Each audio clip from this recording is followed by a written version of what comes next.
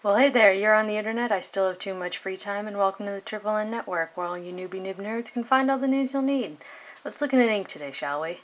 Today's ink, I only have in cartridge form, but is Private Reserve Ebony Purple. And all the tests were conducted in this Italix brand Parson's Essential with a Broad Cursive Italic Stub nib. I think the ink is still in there. Yes, it is. Alright, let's check out the chromatography, shall we? Now, as you can probably tell just from how much color there is in this chromatography, it is an extremely dark, extremely saturated ink. Some potential for water resistance, as you can see, as there is still a fair bit of ink down here, but in a much lighter, sort of popping purple color than you get here into this dark ebony eggplanty color with some blue at the side. But yeah, it's a fascinating chromatography, and it's a fairly interesting ink. Starting from the top down in density, Clairefontaine 90 grams per square meter. As you can see, the stub really brings out some of the shading properties in this ink because it is so, as you might be able to see in this little scribble, it is so dark and extremely saturated that the stub sort of dragging the ink around on the flat surface, at the flat edge of the stub, sort of brings out this shading that I feel would not be quite as obvious with a rounded nib. But great color. I think it's very beautiful.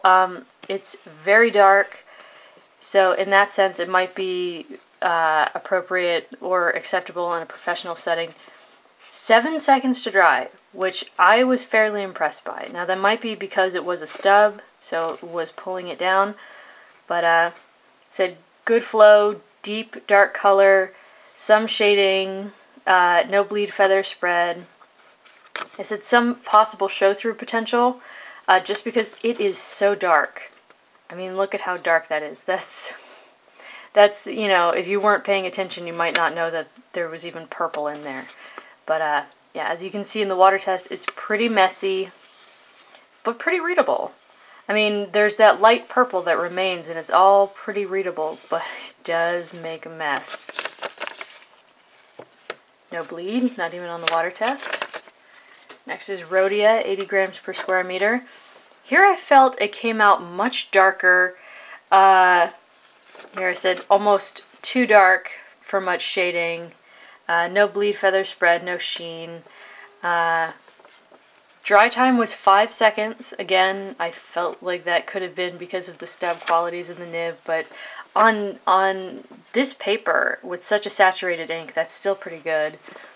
Water test I felt was still fairly readable, but still very messy. It did really dye the paper. No bleed through, even on the water test. Show through, maybe, depends on how sensitive you are to it.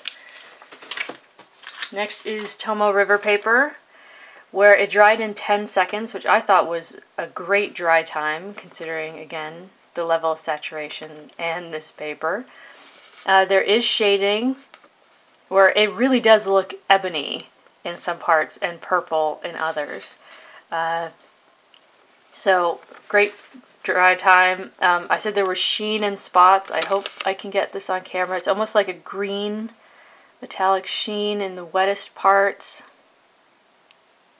But yeah, it shows up in the words as well, but it's not as easy to get on camera as it will be there. But yeah, good shading. It became very dark on this paper, and I think that's just because of how this paper makes ink pool. But fairly readable water test. I mean, I feel that that's very readable, and maybe it's just because of, again, the qualities of the paper, but it didn't quite dye the paper around it as much. But yeah, show through, definitely possible problem if you're very sensitive to it. But yeah, sheen, come on, sheen. Next is 20-pound copier paper, where it came out very dark again. If my camera would focus, that would be great. 2.5 seconds to dry, so that's fairly quick. No bleed feather spread. Again, there were hints of sheen. I'm probably not going to be able to get it on camera. But here you can see little specks of it down here in the scrubby parts. And it does show up in the words, like in corners or where lines cross or the ink's really heavy. I said it lost nearly all hints of purple just because of how dark it got. Until you get to the water test, where it's a very bright, vibrant purple. But, again, very readable. Messy, but readable. No bleed through, not even on the water test. Again, depends on how sensitive you are to it. But, next is Mead Notebook Paper, where it took 3 seconds to dry. I said there was good flow, still very dark. No shading left to be seen. There was bleed feather spread, but bleed and feather was not terrible. And feathering was especially impressive because of how broad this nib is. There really isn't a great deal of feathering. And where there is, it's these tiny little offshoots like you see in the W or here at the bottom of the N. So I was actually really impressed with this ink on this paper in this nib. Now, the water test was a disaster. Is it readable?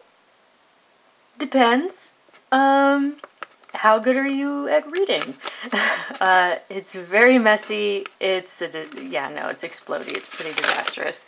Yeah, it came through pretty bad. The bleed through, it's definitely there, and a lot of this is extreme show through because this is very thin paper. But yeah, when I use this paper, I only write on one side anyway, so I don't feel like I'm at any great loss. But yeah. Next is Moleskine paper, where I said not the worst feathering ever, but very dark, but it still comes through as purple, which I was fairly impressed by. 4.5 seconds, which on this paper isn't terrible. There's still shading, which is very nice. Again, you go from a dark purple to an almost black color, but there's still shading. The water test really wasn't as bad as I've seen a lot of these water tests on this paper. It's fairly readable. It didn't dye the paper that much. And it didn't explode as much as some inks do. And that bleed through is really not bad. It's really just in little spots. And yeah, it's oddly blue on the back. But show through again, because this paper is a little on the thin side, but yeah. So there you go. Private Reserve Ebony Purple. It's a beautifully rich, dark purple. It has a lot of facets to it. It's surprisingly water resistant, does very well. I was impressed on pretty much all papers, especially considering how broad of a nib this is. And I do love to keep it in this pen because I feel that the broad stub really does bring out the shading possibilities in this. So that's Private Reserve Ebony Purple for your consideration. Give the video a thumbs up if you liked it, subscribe to the channel if you'd like to see more, and let me know your experiences with this ink. If you have any, feel free to share, we can discuss. And so long from the Triple N Network. Bye.